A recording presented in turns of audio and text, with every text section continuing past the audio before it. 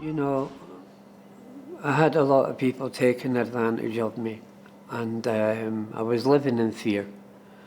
And I knew the Myrtle House were engaging with different agencies, and I felt embarrassed.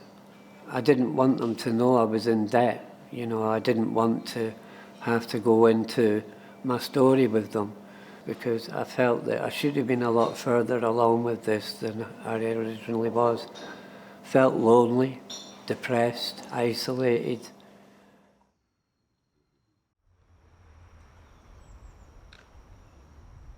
We knew that we had to get me a move because of my health issues.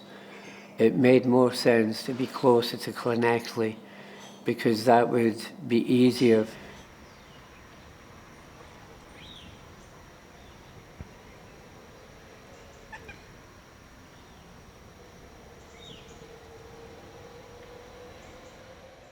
Originally from Edinburgh, Scotland. I've been down in Wales now for nearly 10 years. So I hold my own tenancy at the moment. I just came down, it was a fresh start, a new start, new friends. I've been coming here to Myrtle House now for going on 10 years. Most of the guys here are part of my support network as well. I think the main reason I moved to Wales was I was a drug addict, an alcoholic for the best part of 30 years, homeless by choice. You know, your perception is that people think you're okay, and you're not. You're just putting a face on because you don't want to be seen to be different, I suppose, or a burden. But asking for help is extremely difficult. You definitely feel like you're the only one. Yeah. You know, it's like I don't know. It's a lonely world, you know, but yet millions of people are in it, and it's so much worse than the government even acknowledge. You know, in places like this, they need it. You know, they need, you know, the services to all come together rather than working against one another. And then, you know, when they work together, look at your story, look how fast things have changed. Yeah. You know. Good boy. Good boy.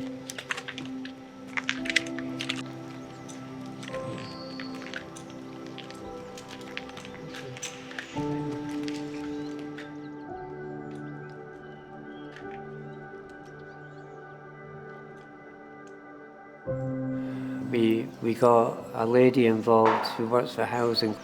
Originally I was in Band B, so that would have meant that I would have had to have sat there for years. But she got me 2.5 hours from Band B to the top of A, the A list, and I now have a new place to go to in Kinley. How does that feel? Amazing. It's not sunk in yet.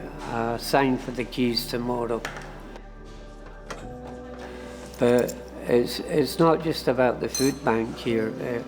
What I began to realise, it was about the people, and that's special because, you know, so many places are so clinical, but here there's joy, there's laughter, there's tears, there's stress, but everybody does their bit, and it's all centred on just helping the clients that come through the door and realising that it's okay to use the food bank. It doesn't mean you're any less of a person.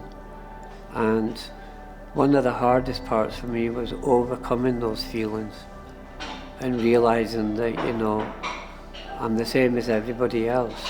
You know, people have debt, and I didn't handle it well, so they've helped me, you know, sort of refocus. It has been tough. You know, not having enough money, you know, to pay for this and then do electric and all the other things, and they help with all of that. And none of this would have happened unless if I hadn't have come here for help. None of this would have happened.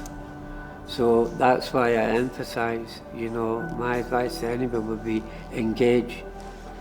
You know, you need to engage, no matter how hard it might be, no matter how self-conscious you may be, you have to engage.